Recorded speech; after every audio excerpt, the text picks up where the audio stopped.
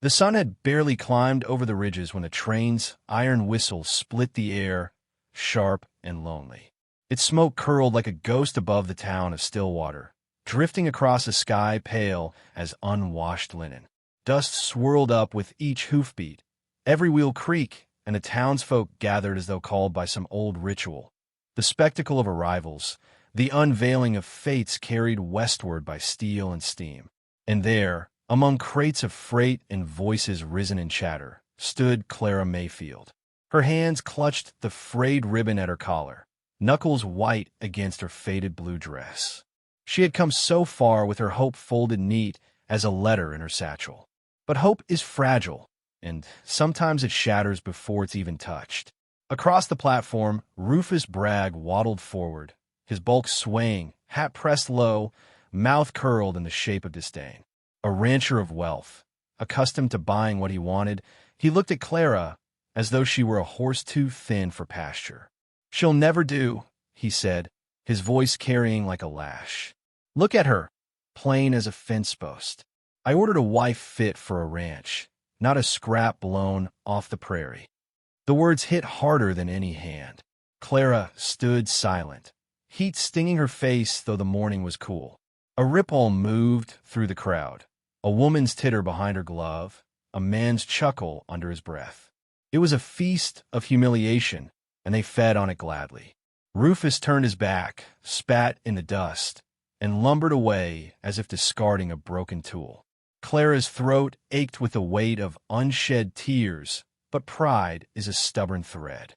She gathered her satchel, lifted her chin, and stepped off the platform, though every whisper clung to her skirts like burrs. Behind her, laughter rolled after the departing train until it thinned into silence. At the edge of the platform, half hidden in shadow, a boy watched. Barefoot, hair in wild tangles, face browned by sun and dirt, he might have been mistaken for a stray dog, if not for the sharpness of his eyes. Eli Carter was his name, though few bothered to call it. Orphaned by chance and neglect, he had learned to keep still and invisible, surviving on the edges of things. But when Rufus's words cut the air, Eli flinched as though struck himself. And when Clara walked away, he followed her with his gaze, something in her loneliness tethering itself to his own. Clara made her way to the boarding house, feet dragging like anchors. The matron opened the door a crack, lips pressed thin.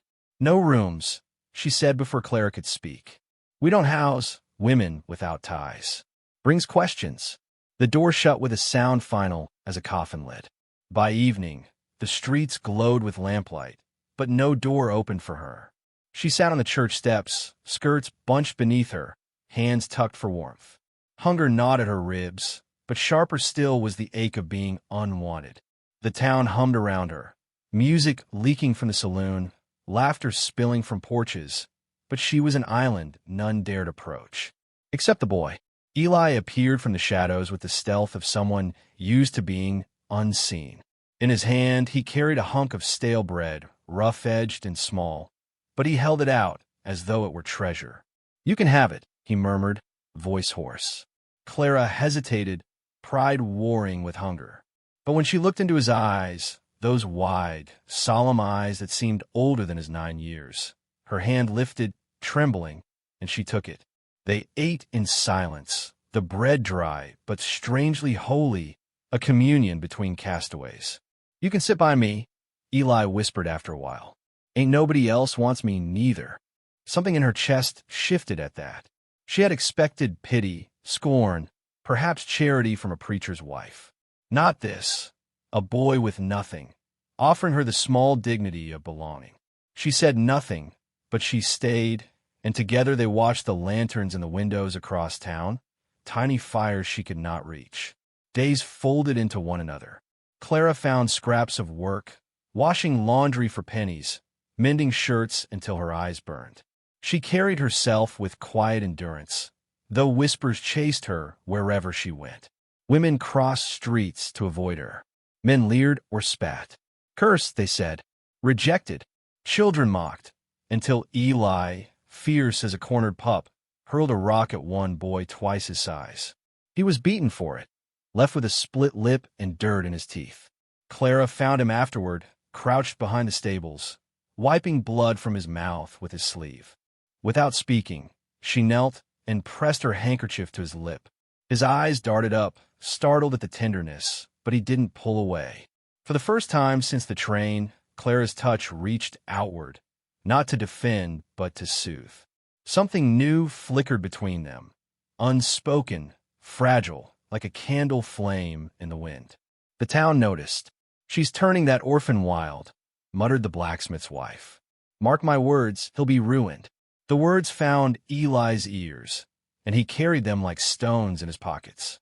That night, when the crickets sang and the stars pressed close, he asked in a small voice, "Is it true? Am I ruined?" Clara's heart clenched. She knelt, placed her palms on his shoulders, and shook her head fiercely. "No, you're the reason I keep standing."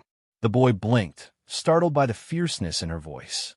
And though doubts still clouded him, he leaned into her side, silent, and for the first time allowed himself to rest against someone's warmth. One night, hunger drove Clara to sell her last possession of worth, a silver brooch, her mother's. She bought a loaf of bread and, with the few coins left, a pair of second-hand boots small enough for Eli's feet.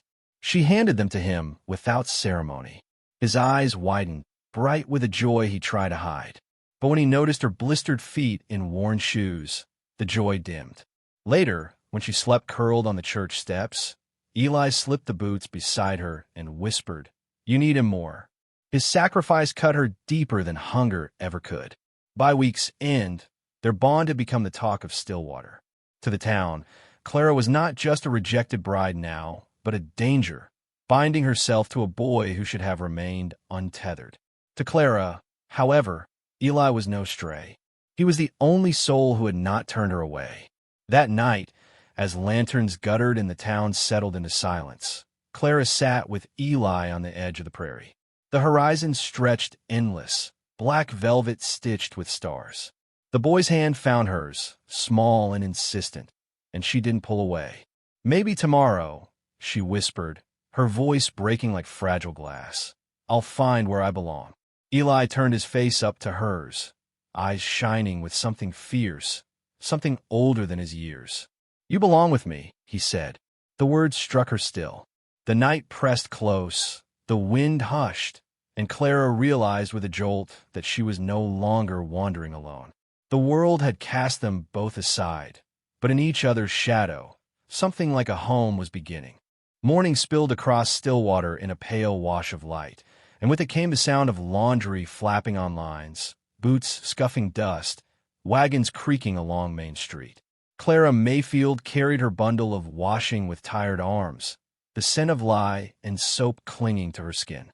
She was a figure most pretended not to see, moving quietly between chores that barely earned enough to fill two mouths.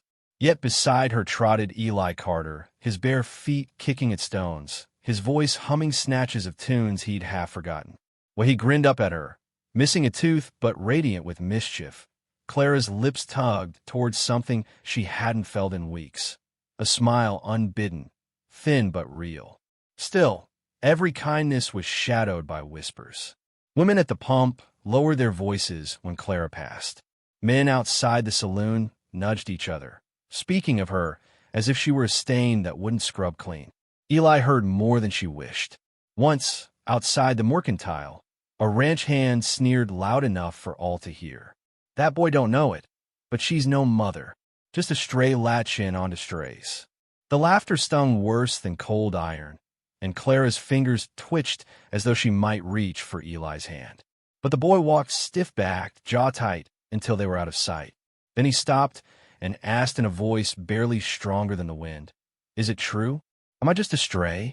Clara sank to her knees before him, dust clinging to her skirts. She cupped his face, forcing him to meet her gaze. "No," she whispered, fierce and trembling. "You're the reason I keep standing. You hear me, Eli? You are the reason." The words hung between them like a vow, and though doubt still flickered in his eyes, some corner of him seemed to steady. The days grew harsher. Clara's shoes split open at the seams, leaving her feet raw and blistered. Yet with the few coins saved for mending, She bought Eli a pair of second-hand boots, scuffed but whole. She presented them shyly, almost apologetic. His eyes lit with wonder, then dimmed when he saw the raw skin at her ankles. That night, after she had fallen into an exhausted sleep on the church steps, Eli placed the boots beside her. He curled himself small against the wall, whispering to the dark, "You need him more." When Clara woke to find them, her throat closed, tears burning hot as the rising sun. The town's judgment grew heavier still. Rufus Bragg, insulted pride festering, told anyone who would listen that Clara was dangerous, corrupting the boy. "A woman who can't keep a man," he scoffed, "ain't fit to keep a child." His words spread like fire through dry grass. Wives clutched their children tighter when Clara and Eli passed. Men muttered that she ought to be sent packing. Yet Clara endured, shoulders squared, chin high, though inside she was worn thin as paper. One Sunday, she gathered her courage and dressed in her cleanest frock, the hem mended twice over, the color faded but still modest. She washed Eli's face, combed his hair, and together they walked to the church. The bell tolled solemnly as they entered, the pews filled with faces that turned to stare. Murmurs rose like a hive disturbed. The preacher paused mid-sermon, faltering as though unsure whether to bid her sit or turn her away. Clara's hands shook, but Eli's small fingers slipped into hers, steadying her more than any him. Then Rufus Bragg stood, voice booming. "That woman's no mother. She's a beggar clinging to what don't belong to her. We shouldn't let her poison the boy." Clara's face blanched, yet she stayed rooted. The air thickened, every eye upon her. And then, from her side, a small voice cracked open the silence. "She is my mama." Eli's words rang with a bravery larger than his body, thin but unyielding. A gasp swept the room. Clara's eyes widened, tears trembling at the rim. Eli stood straighter, chest puffed, though his hands shook. "She's my mama now," he repeated, louder this time, the sound echoing against the rafters. Rufus barked a laugh. "Your mama? Boy, that's trash, not a mother." The cruelty sliced the room. Eli's face burned, but he did not waver. "Then I'm trash too." His voice cracked, but he did not sit down. Clara fell to her knees beside him, her hands framing his face, her tears finally spilling free. "No," she whispered, so the whole church could hear, her voice ragged but steady. "If he is trash, then so am I, and I will carry him all my days." Her words were soft, but they struck harder than Rufus's cruelty. The congregation stilled, shame pricking some faces, wonder others. A widow near the back lowered her gaze, lips trembling. The preacher's throat bobbed as though swallowing stones. For a heartbeat, silence hung. Then Rufus muttered something bitter and stormed out, boots thundering across the floor. Clara rose slowly, her hand never leaving Eli's. She felt the weight of the stairs, but no longer cowered beneath them. Something had shifted, if not the town, then at least herself. When service ended, as the congregation spilled into the sunlit street, a woman approached. Mrs. Harlan, widowed years ago, lines of grief etched into her face. She spoke softly, so others could not hear. "I've a spare room at the ranch. Work too, if you're willing. Ain't much, but it's yours if you'll take it." Clara's throat tightened.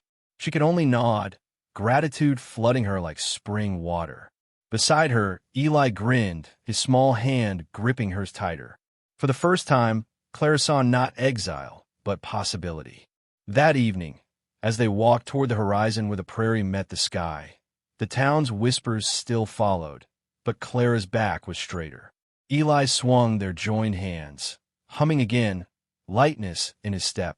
She looked down at him and saw not just a boy, but the shape of a life she had never dared to claim.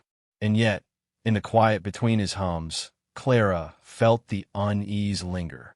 One public defiance had won them a sliver of dignity, but Rufus's anger was not so easily buried. She knew the fight was not finished, that shadows would gather again. But when Eli glanced up, eyes shining with trust, she let the fear rest for another day. The sun bled red across the horizon, dust rising in their wake. Clara held his hand tighter, whispering, "Whatever comes, we'll walk it together." Eli nodded solemnly, as if sealing a pact. And though the wind carried the town's gossip behind them, ahead lay only open land, wide and waiting. Still, somewhere beyond the ridge, a lone rider moved against the dying light, heading back toward town, and Clara felt a chill crawl her spine. The world would not leave them in peace so easily.